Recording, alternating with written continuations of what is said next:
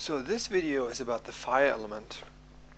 This is very much a very interesting element because it's closely related to the spirit or to the mind. In Chinese medicine, in classical Chinese medicine, the mind is very closely related to the spirit.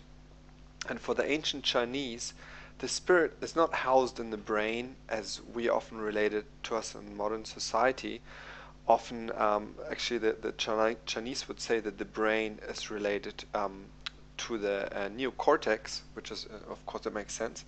But when in the classics they talk about the spirit, and that actually has something to do with our spiritual nature of our own mind, which has more the nature of awareness and the nature of mindfulness. So for the ancient Chinese, the spirit resides in the heart.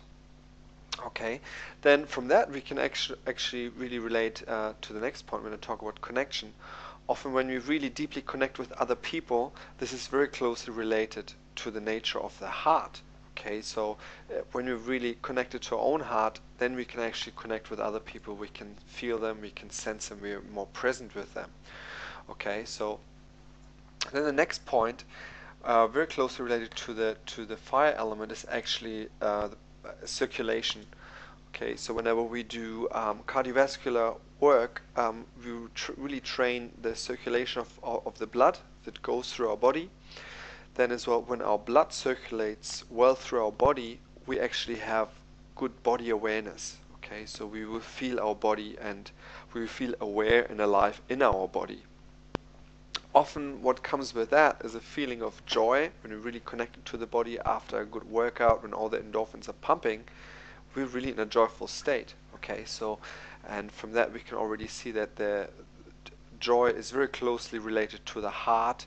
The heart is very closely related to spirit. So like, it's not just like superficial happiness, but it's like deep joy that arises out of the mind. And as well, often we can see that when people are really joyful, we can see it in their eyes. Their eyes are sparkly. There's some tear fluid there. So there's a very close connection between the heart and the mind and the joy that arises in the mind.